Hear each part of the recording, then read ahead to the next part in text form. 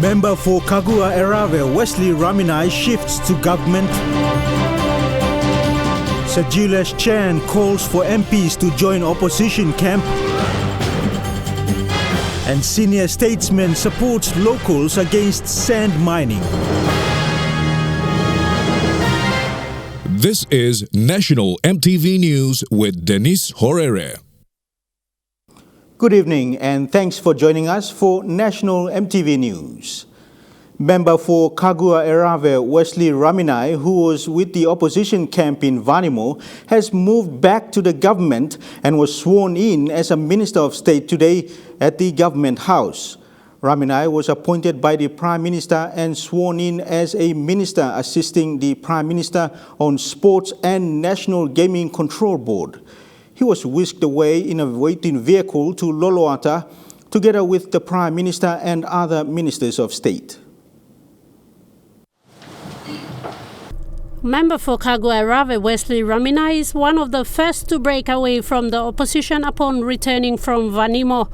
He was taken to the Government House for swearing in under tight security. Raminai represents an electorate which had no representation in the cabinet for a long time. Today's swearing in was a significant moment for the electorate that plays host to PDL3. For a long time, Kagua Erave was absent in cabinet. And today is momentous for the electorate. The electorate is an important electorate, often tucked away in a bigger place between the Yalupangias and Tariporis and the Hellas and Southern Highlands and the PNG politics. But the electorate carries some important assets of our country.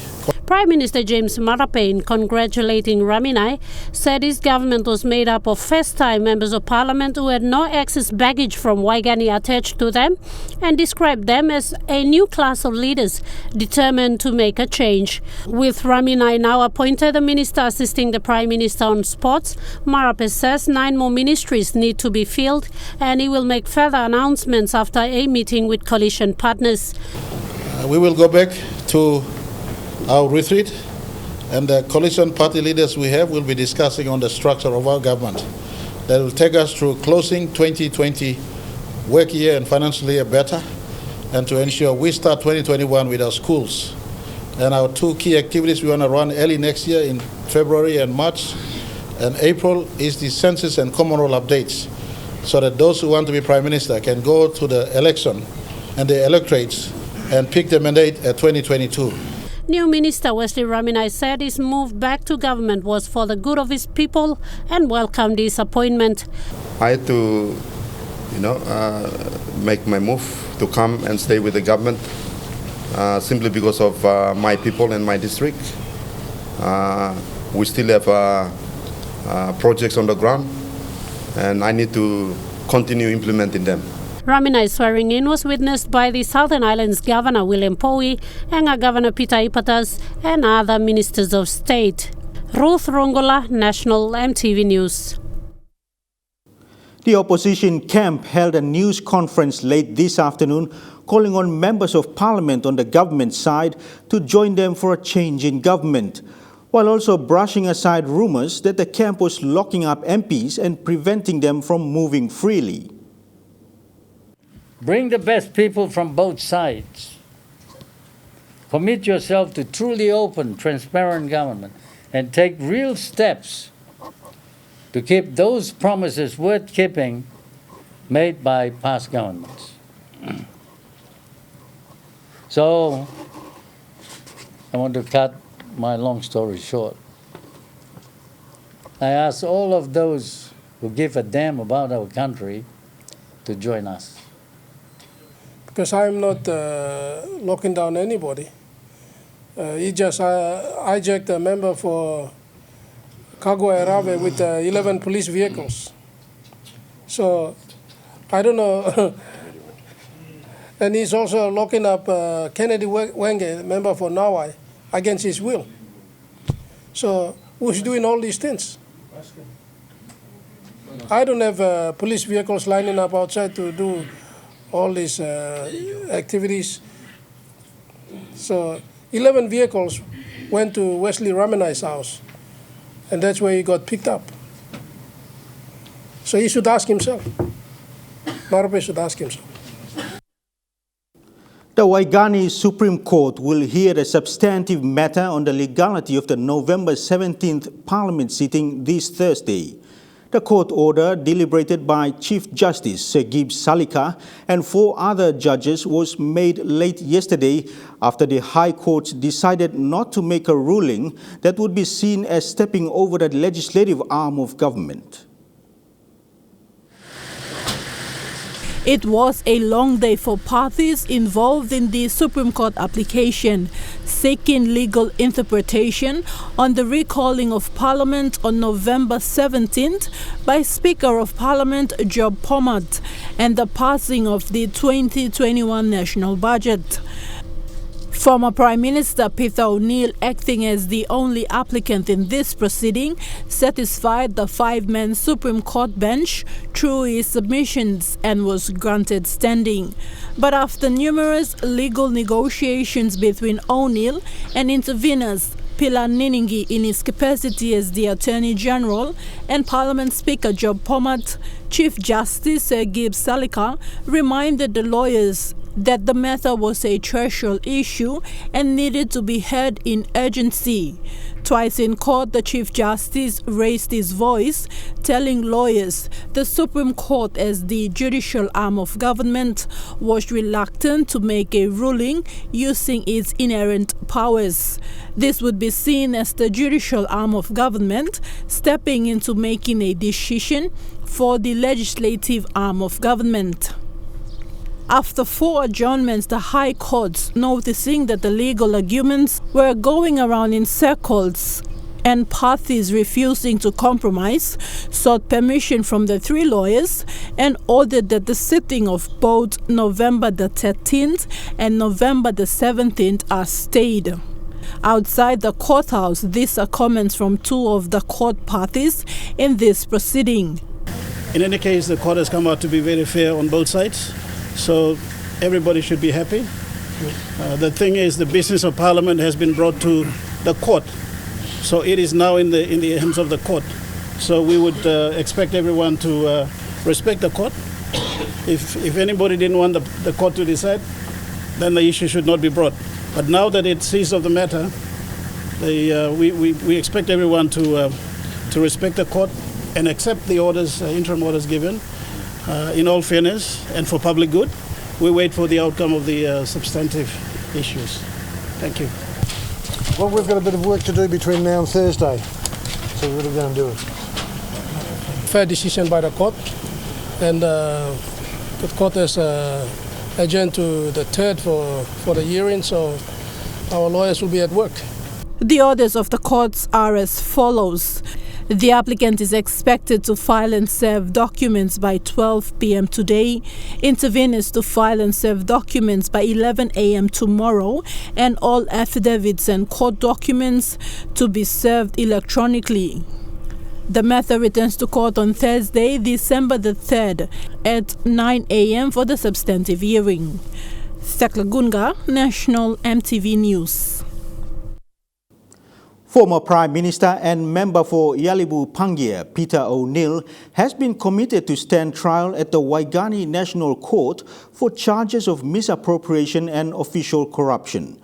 The Waigani Committal Court today found that there was sufficient evidence on official corruption and misappropriation, but dropped the conspiracy charge due to lack of evidence. The charges are in relation to the purchase of 2 generators from Israeli company LR Group. The generators were purchased at a cost of 94 million kina back in 2013 when Peter O'Neill was Prime Minister. O'Neill welcomed the ruling this morning and said he looked forward to presenting his case at the National Court. As our country know and our people know, that as the court has also appreciated, is that there was no personal benefit on my part in this case, but there is a suggestion that by some of the witnesses that it was a official corruption and misappropriation of unbudgeted items. But we have not presented our evidence in court, which we will do so in the National Court. We look forward to appearing and of course arguing this case in the National Court. In the case of conspiracy, it has been dismissed, as you can see, because there is no evidence of conspiracy between anybody and the parties that were involved in this transaction. Largely, this is a NEC-endorsed decision. The purchase was endorsed by NEC. It is a difference of timing that the court has thought that there has been differences in timing, and there was sufficiency of that to bring the matter up to the National Court, and we look forward to defending it there. Prime Minister James Marape has warned the opposition leader that criminal charges will be filed against him for storming the courthouse in 2011. The Prime Minister made these comments on Sunday while referring to the actions of the member in what he termed was the hijack of parliament processes on November 13th. Opposition leader Belden Nama, who was at the courthouse yesterday, responded saying he had been cleared of all wrong under the leadership code and that the Prime Minister had no interest in the matter. In fact, I'll put it to the country, and police has a case on him. The matter in which he stormed into Parliament is currently a matter before. I beg your pardon, he stormed into court. The leadership matter is concluded. He's now got a criminal matter against him with the police. So I don't want to bring another criminal matter against him when he storms into Parliament illegally. He's my brother from Bewani. He's got every right to act as opposition leaders should act. But there are borders, there are legal confines on how we leaders conduct ourselves. This country is not a country of terrorists or a country of criminals or a country of those who want to do things they feel they must do. We must follow set laws and procedures. We're a constitutional democracy. Does Mr. Marape have any interest? I don't know why Mr. Marape is so obsessed with me. I have no idea why. The matter is a dead issue. It went through leadership tribunal. I went through for the last 8 years. And I won the case on the 16th of July this year. They appealed against it. I won again on the 16th of November this year. The court has exonerated me. I am the paragon of the cooperation with the justice system. Thank you. In the news ahead, senior statesman and Medang resident Peter Bata has his say on sand mining and U.S. Ambassador Aaron McKee's visit to the neglected University of Natural Resource and Environment in Popondetta. Those stories and more after the break.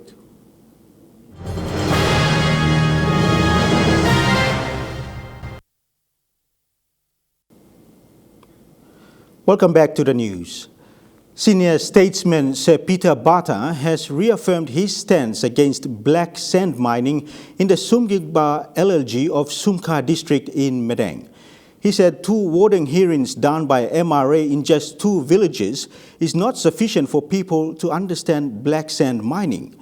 The majority of the people need more time before they can respond to such technical matters.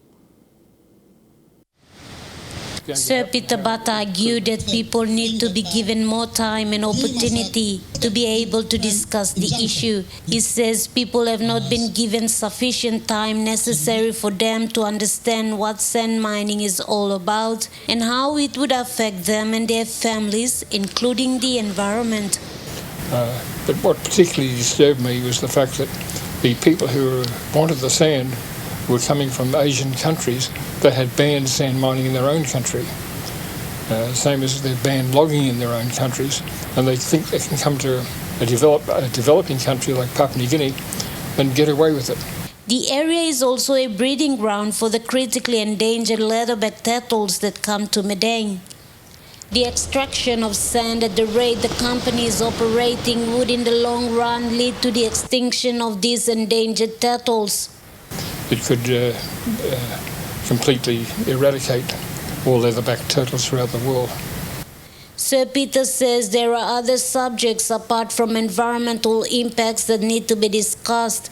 The people of Sumkilbar should be better informed to be able to make informed decisions. And I think there's a need, generally speaking, to have more public forums to allow people to learn, to be better informed, and to be able to make a decision in the best interest of themselves, their future, and the country. Last Friday, a public forum was held at Tokain village along the north coast of Medang by villagers living along the 38-kilometer stretch of the black sandy beaches. They are against black sand mining by New Guinea Sands Limited. We don't care how strong you, we don't care how dangerous you are. I'll die for my people. You must say you go to the to ready stand up later. Yes or no? Have something to offer. You have something to do. Former Chief Justice Sir Arnold Ahmed, as legal advisor, is applying for an interim injunction order at the Medang National Court. The application is to ask the court to order MRA Tenement Director and his technical team to conduct further warden hearings. This was after MRA responded last Friday rejecting Sir Arnold's letter recommending MRA to conduct more meetings, as the two warden hearings conducted on the 23rd of September did not reach the majority of the people in Sumgilbar LLG. But the MRA tenement manager rejected the recommendations, saying they will submit their report to the Mining Advisory Council, adding they have met all necessary requirements and there is no need for further warden hearings. Stanley of Nogat, by recommendation blow you plan, or reasons blow you plan, by Nogat. Mata Luis, National EMTV News, Medang. An early childhood education center in Lay's Uni Block is struggling to teach youngsters with very little support from government agencies.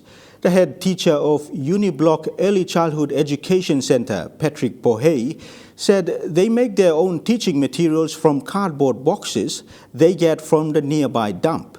Patrick and his partner are both teachers. They started the center in 2016. It has been hard keeping the center going. The school depends entirely on fees paid by parents. The difficulty has not been an obstacle for this couple, who are driven by a will to serve in a community that gets very little in terms of government services. Most of the classroom materials used at the center are made from empty cartons and bottle tops collected from Lay's Second 7 dump. So inside the dump, I must go collect them all dump, all curtains, or me must display or something inside law, or walk lot pikinini, go all lead law containers, law counters, instead lo me ba toke or pikini kisim kam ken pus me ask him all naxi kam, or pikini lo block here. Me plan no come here for a challenge or long when can. Me plan come because he got neat inside the community. Me plan make sure that all katadisal pikini all must same save, or some all narpal schools. Or narpal pikni or stalo international schools. Ko disla sabe mi pla come out longen. Mi plan no ko back lo narpla. I mean ko back lo place mi plan na mi pla ko onemi. Mi pla come back here lo settlement because plenty all young people in charge of settlement only need in disla sabe. But because long no kat man mi come down no level long. So mi plan need lo come down no level long. Teach him disla pikini so that mi pla can mi can send him community tingima. And so mi pla get mi pla depend all parents bla mi pla lo fees bla. And so more come no come sacrifice kind of thing. Come no side dol pikinini and mi pla satok mi plano can let him all down. So when something him stop when mi pla can make him le mi pla must make him no gat len mi pla must find ways to improvise. The Uni Block Center was opened in 2016. 39 students have graduated from here and are attending government-run schools. Despite the financial issues, Mr. Pohey has bigger plans for this center, one of which is to adapt and work in line with the provincial government's education policy. Structure belong, all kata school must be in him. So mi plan now, need lo mi plan by simol picnic mula kolo taraka o kolo neme. Start from here, kolo element semagi primary. National High School. Charlene Erave, National EMTV News, Lay. The University of Natural Resources and Environment needs more attention to build its capacity as a higher learning institution. Campus Director Kletus Tepayan says more needs to be done after continuous years of neglect. He made these remarks following a recent visit to the campus by U.S. Ambassador to PNG, Erin McKee. While on a two-day visit to the Northern Province, the U.S. Ambassador paid a courtesy visit to the UNRI Oro campus. A visit was the first to open up talks on how the U.S. government can assist increase the capacity of the institution. The head of the institution spoke of the issues crippling the establishment. We have the physical challenges of infrastructure available on site that is used to provide training for students. As for this institution, it was established in 1963, and over the years, due to lack of capacity to fund and maintain the established infrastructure, see that most of this infrastructure, one may say, are not of that standard of university learning. EMTV visited the institution 6 years ago. Students there spoke of the substandard infrastructure and struggles as a higher learning institution. While funding from the main campus in East New Britain has been on ad hoc basis, the struggles of this higher learning institution remain. And we are facing problem with teaching resources as well, including science lab and computer resources for students to learn, and staff accommodation, and also our water supply. We have our own standalone water system. We don't use the PNC water system because of high cost. The dialogue opened up opportunities on what programs the U.S. government can assist the institution. The U.S. ambassador says not so much for building structures but resources to assist the level of research, balancing gender enrollment and improving learning for both staff and students. And so I look forward to identifying those institutions and partnerships that we could connect and facilitate to help you enrich the curricula and offer a rich resource to the United States in terms of learning, as well as it's a two-way street, right? And the United States stepping in and helping enhance and bolster both the curricula and quality of the educational standards and what you want to offer to your students. Jack Lopava Jr., National EMTV News. U.S. Ambassador to PNG, Erin McKee, says the battle at Buna Beach is for the freedom for all. Ambassador McKee says the place is very significant for the Allied forces and locals. She paid a visit to the area during her two-day visit to Northern Province recently. The U.S. ambassador flew into Buna in the Oro Bay area to one of the war sites along the coast. A visit comes decades after blood was shed among the Allied forces. The locals say the beachfront is significant to the community. Our grandfathers were known as Fujiwara Angels, and that legend still lives today. And this land, or this part of the land of Bona Sananada, at that time, and it was declared and it became a legend. In an interview following the visit, the U.S. ambassador says bloodshed on the beachfront is for the freedom for all. She says it was crucial not just for those that fought, but those that are enjoying the freedom for now and into the future. And anywhere that American lives are lost for the sake of freedom, for our freedom, for your freedom, is emotional for me. But what was even more poignant was the fact that it wasn't just American blood, it wasn't just Australian blood or Allied blood, but it was Papua New Guinean blood that had also been shared in the cause for freedom. And to be able to share that with the people in the village was very moving. The U.S. ambassador was then taken to a site to lay a wreath to commemorate the visit. Despite being outgunned and outnumbered, Butcher and his men effectively fought the enemy, that they were never able to launch a coordination attack and secure the narrow beach in Bona. Later on, the U.S. ambassador visited the Buna War Gallery to get a glimpse of some of the war relics. She is the first ambassador to visit the area. Also honored to be able to announce the return of the Wisconsin National Guard, from which the 32nd Division came, to Papua New Guinea as part of our state partnership program. Jack Lopava Jr., National EMTV News. The Galip nut has become popular in a short while in the New Guinea Islands region after the leading research organization NARI declared it as economically viable. Since 2014, a gallip nut processing facility, a brand name, and a market was established in East New Britain province. Nari has since been investing in researching the gallip nuts after realizing its potential as a commodity. Here at the National Agricultural Research Institute at Erave, a few kilometers outside of Kokopo town, local farmers are bringing in their fresh gallip nut to be weighed. On a good day, a seller can make up to 100 kina. Traditionally, gallip is grown locally in most parts of the New Guinea Islands region. In most cases, the mature nuts are collected, depulped, wrapped in banana leaves and sold at the local markets. But what Nari wants to do is to change this method of harvesting and marketing.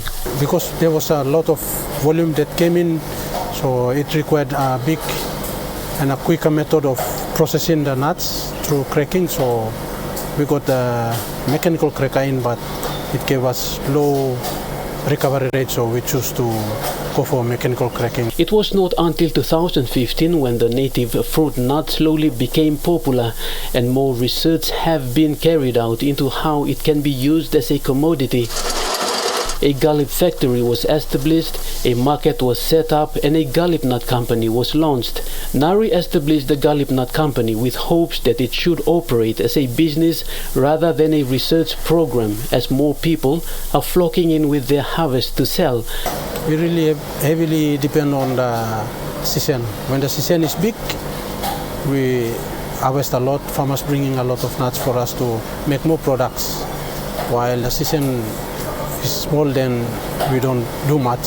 Nari has since received a growing demand of gallip products, both locally and internationally, since the launch of the company. But in order to tap into a large-scale market, it means they have to upscale their operations. While Nari has the capacity to process the nut into finished products, its only setback is the consistency in the nut supply from farmers. We should be consistently supplying products to resellers. Maybe 5 to 10 years time we should be consistent. Edwin Fidelis, National EMTV News, Kokopo. And now looking at the Nest Fund market report, the kina opened unchanged at $0.2850 in the interbank market. At Bank South Pacific, your kina is buying $0.2775 $0.3733 Australian dollars, $0.2389 euro, and 29.74 Japanese yen. Looking at commodity prices at New York close, gold is trading higher, coffee and cocoa closed lower, and copra closed higher. Crude oil is trading higher, palm oil closed lower, and copper closed higher. And on the stock market, the Dow Jones closed lower. The ASX 200 is trading lower. Rather, the ASX 200 is trading higher, and the All Ordinaries is trading higher. You're watching National EMTV News. When we come back, marking World AIDS Day, December 1st.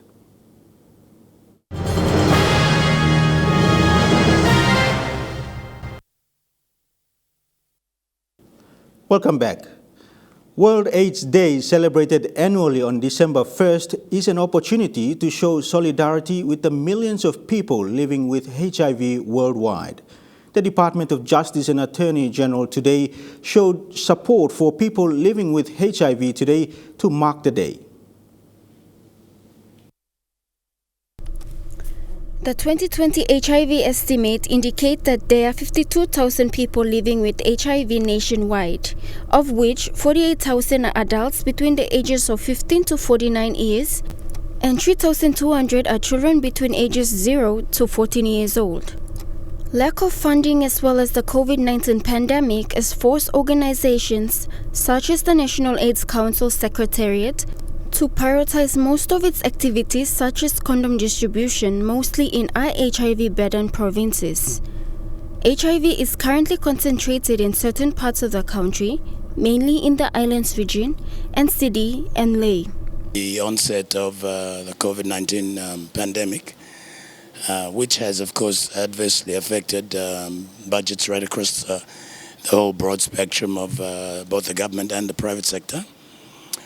So with reduced funding, that's certainly limited our capacity to be able to explore those. But that does not mean to suggest that we haven't placed that as a top priority, perhaps for future interventions. The Secretariat today supported the Department of Justice and Attorney General and Anglican PNG to celebrate World AIDS Day. The department, through its Gender Equality and Social Inclusion Unit, held a small but significant information session for its staff and other public servants from nearby offices. In the services to the public servants, and in line with the theme for this year, which is Unite Communities to Reduce HIV, we've sent the invite out to every the public servants within our vicinity. So like Department of Personal Management and all the other law and justice sector agencies as well. The invite has gone out for everybody to come empower themselves with information on HIV/AIDS, yes. A mobile visitor site was also set up inside as part of the celebrations, as well as counseling booths. Yana Zoriri, National EMTV News. Trukai Sports is next. Fidelis Sukina has the details. Thank you, Dennis. We'll have news on AFL and Rugby League. Join me for Trukai Sports after the break.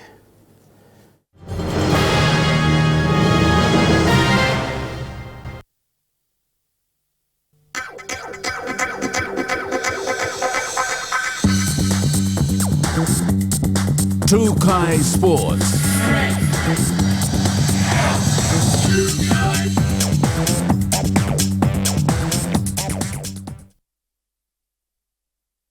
And welcome to Trukai Sports.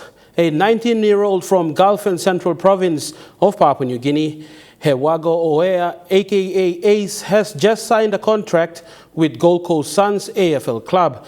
Ace is an international scholarship holder under the AFL PNG Pathways program. Hewago Oea is the first ever export from Papua New Guinea's local AFL competition to enter the peak of the code in Australia, signing an open contract with the AFL club Gold Coast Suns. To be honest, I'm pretty excited. Like last week, I thought like I'm gonna get like rookie list, so I'm pretty happy and talked to family back home and they're pretty happy.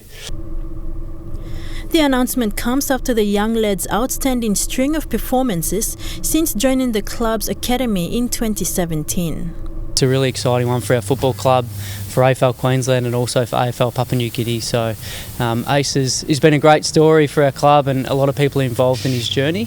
It's a credit to him and the work he's done and at such a young age willing to come over to Australia and ply his trade and live out his boyhood dream. So we're really excited to give him the opportunity and it's just a great moment for our club.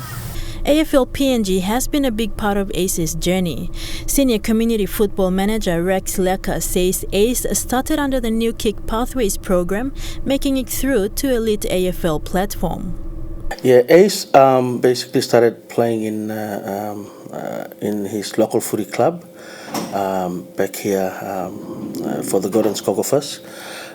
He started off as with the juniors in the AFL PNG New Kick program. So through the under 12s and under 13s competitions that were always held up at the Murray Barracks. For Ace, the achievement is owed to many, including his family both in Australia and Papua New Guinea. I want to thank AFL PNG back home and all my family to believe in me to my dream now, and all my family down here like Chris, Tim Sale and their family. So and the boys down here, Footy Club, they're helping me a lot. So I want to thank like Footy Club too. Gold Coast Suns club management is excited to have Ace as a rookie come the 2021 season. He's come such a long way. I think back to the time he came and English he really struggled at, and he's come a long way personally as well as in his football. He's grown a lot, and we just saw him inside before, and he's turned into a young man, so he should be really proud of himself, and we're really looking forward to seeing what he can achieve. Kilawani, Trukai Sports. The Fly Eagles from Western Province had an opportunity to participate in the recent Sports Talk Rugby Union Sevens tournament. They were lucky to make it to the tournament thanks to assistance from their local MP.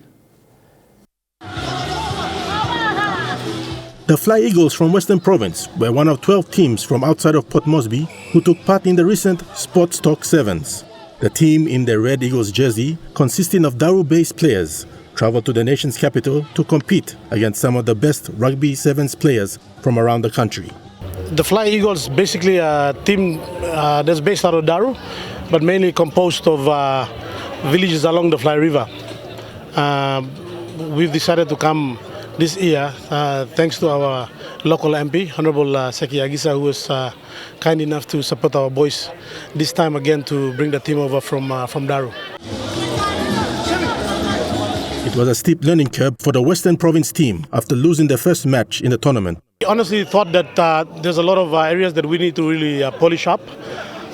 Just discipline-wise, around the rock areas, a bit slow on the reactions and taking the wrong options. So they almost didn't make it to the tournament, but scraped through in the 11th hour. A lot of factors affected timing that didn't really work out for us, but yeah, we were only happy that just in the 11th hour, the honorable member did make sure that the boys got on the plane. Not the full team, but we were able to get some of the boys, our boys from Moresby, who are participating in the NCD competition to come along and assist the boys from Daru. Tournaments are essential for exposing talent, along with promoting the code of rugby sevens in the country, paving the way for teams such as Fly Eagles to improve. I think this is a good platform that has been provided by Sports Talk Sevens, and if tournaments like this can be encouraged around the country and allow the players, local players out of Port Moresby to actually get experience, I think that'll be a big booster for them going back to their home provinces. Haxi Lovai, Trukai Sports. And Trukai Sports continues with Rugby League after the break. Stay with us. Trukai Sports. And welcome back to Trukai Sports. The SPPNG Hunters are seeking a highly motivated rugby league coach to assist the head coach develop strategies, standards and procedures for all aspects of the Intra-Super Cup team. The SPPNG Hunters over the weekend assembled at camp here in Port Moresby with pictures of the train-on squad shared by Papua New Guinea Rugby Football League. They have also gone through their first training session with Coach Matthew Church. But the SPPNG Hunters are looking for an assistant coach to assist out Hunters head coach Matthew Church. In a media statement by acting CEO of Papua New Guinea Rugby Football League, Stanley Hondina, he said the position is open to PNG citizens only. They are looking at an applicant with proven ability to strategically help develop and manage a rugby league program, inclusive of planning, reporting, and administration of resources and budgets. The mandatory requirements include NRL Level 1 Rugby League coach, preferably NRL Level 2 Rugby League coach, competency in Windows including Word, Excel and Outlook, strong communication skills, confident, has education in injury prevention and management, also education in strength and conditioning principles, and experienced as head coach at a higher level, example the Digicel Cup. Hondina said the successful applicant will be based in Port Moresby for the pre-season and relocate with the team to Southeast Queensland for the whole of the 2021 ISC season. Head coach Matthew Church in a recent interview said with the team moving to Queensland, there is an opportunity to have some expert coaches from Australia help the Hunters team as well. So we're looking into assistant coaches at the moment. So we're looking to attempt to go with best one available. Having that exposure to some high quality coaches in Australia that we can bring in on a consultant basis and upskill that person. And that story wraps up Trukai Sports. Dennis will be back with the weather report after the break. Bye for now.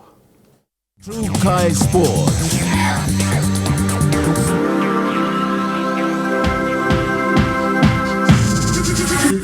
Trukai Sports.